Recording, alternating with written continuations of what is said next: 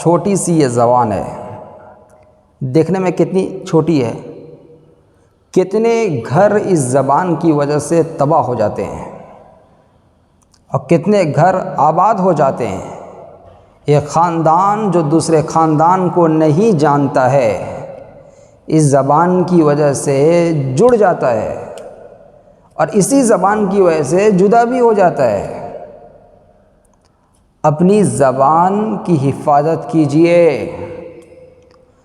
من سکت نجا، جو شخص خاموش رہا وہ نجات پایا۔ اگر آپ کسی کو نفع نہیں پہنچا سکتے ہیں تو نقصان بھی مت پہنچائیے۔ اپنی زبان سے ایسا بول نکالیے جو دوسرے کے لیے نفع ہو، اپنی زبان سے ایسی بات نہ نکالیے جو دوسرے کے لیے نقصان بنے۔ ہم اپنے آپ کو ٹٹولیں، ہم دوسرے کے گریبان کو نہ جھانکیں، ہم اپنے آپ کو دیکھیں کہ میں کیا کر رہا ہوں، کیا نہیں کر رہا ہوں۔ اللہ کے سامنے مجھے کھڑا ہونا ہے، مجھے حساب دینا ہے، اپنے اعمال کا حساب مجھے خود دینا ہے۔ پورا معاشرہ اکثر و بیشتر زبان کا غلط استعمال کرتا ہے۔ جھوٹ تو بالکل عام ہو چکا ہے، بازار میں ہو، مسجد میں ہو، مدارس میں ہو، خانقاہ میں ہو، دفتر میں ہو، ہر جگہ جھوٹ ہی جھوٹ بولا جا رہا ہے۔ آپ صلی اللہ علیہ وسلم نے فرمایا ان الصدق ینجی والکذب یہلک، او بھائی سچ بولنے والا کامیاب ہے، جھوٹ بولنے والا ہمیشہ کے لیے ناکام ہے۔ جو جھوٹ بولتا ہے معاشرے میں اس کی کوئی عزت نہیں رہتی، اور جو سچ بولتا ہے اللہ اس کے راہ کو کھول دیتا ہے، ہمیشہ وہ ہر میدان میں کامیاب رہتا ہے۔ روزانہ صبح جسم کے جتنے بھی اعضاء ہیں وہ زبان سے یہ کہتی ہیں اللہ کے واسطے ہم تمہارے سامنے ہاتھ جوڑتے ہیں کہ اپنی زبان کا صحیح استعمال کرنا، کیونکہ تم اگر سیدھے رہے تو ہم بھی سیدھے رہیں گے، تم اگر ٹیڑھے ہو گئے تو ہم بھی ٹیڑھے ہو جائیں گے۔ زبان بولے کچھ مار کھائے جسم، زبان بولے کچھ پھٹے سر۔ بول یہ رہا ہے نقصان دوسرے کو پہنچ رہا ہے، دوسرے اعضاء کو۔ زبان اگر محفوظ رہا تو دوسرے اعضاء بھی محفوظ رہیں گے۔ میرے بھائیوں، ہم اپنی زبان سے کسی کو تکلیف نہ دیں، کسی کو نقصان نہ دیں۔ ایک صحابی کہتے ہیں یا رسول اللہ، ایک عورت ہے نفلیں پڑھتی ہیں، اللہ کے راہ میں خیرات بھی کرتی ہے، لیکن اس کی زبان سے دوسرے لوگ محفوظ نہیں ہیں، اس کا پڑوس محفوظ نہیں ہے۔ آپ نے فرمایا وہ جہنم میں جائے گی۔ یا رسول اللہ، ایک عورت وہ ہے زیادہ تو نفلیں نہیں پڑھ رہی، زیادہ خیرات صدقہ تو نہیں کرتی، لیکن زبان سے دوسرا جو پڑوس ہے وہ محفوظ ہے اس سے۔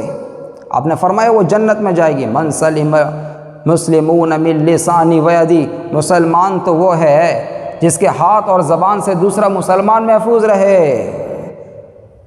ہم اپنے اعضاء سے، اپنے ہر چیز سے دوسرے کو تکلیف نہ پہنچائیں۔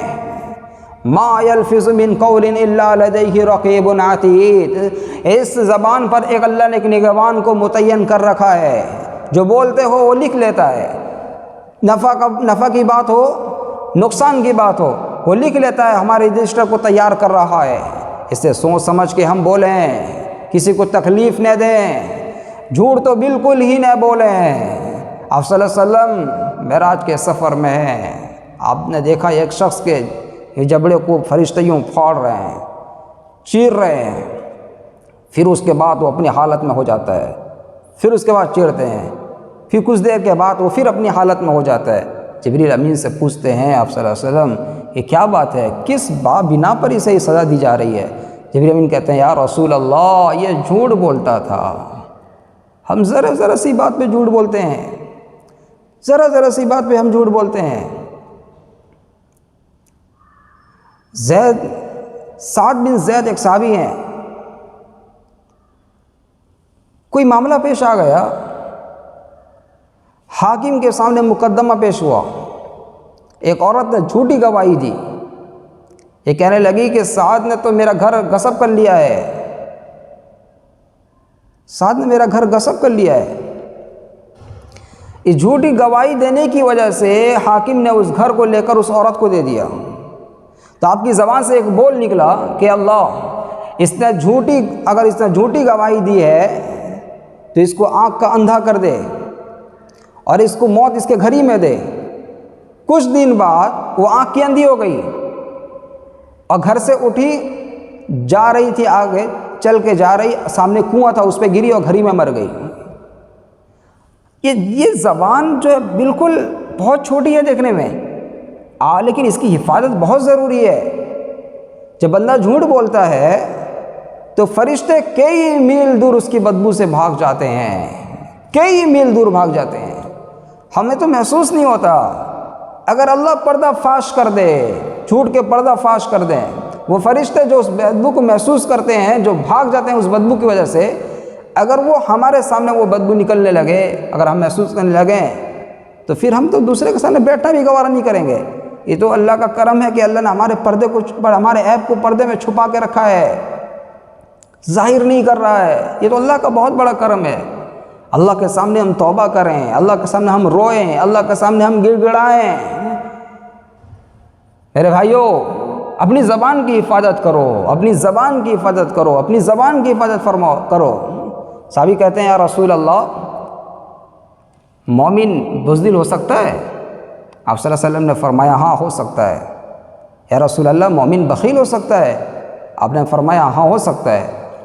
پھر صحابی کہتے ہیں یا رسول اللہ، کیا مومن جھوٹا ہو سکتا ہے؟ آپ نے فرمایا نہیں، مومن جھوٹا نہیں ہو سکتا۔ کیا پتہ چل رہا ہے اس بات سے؟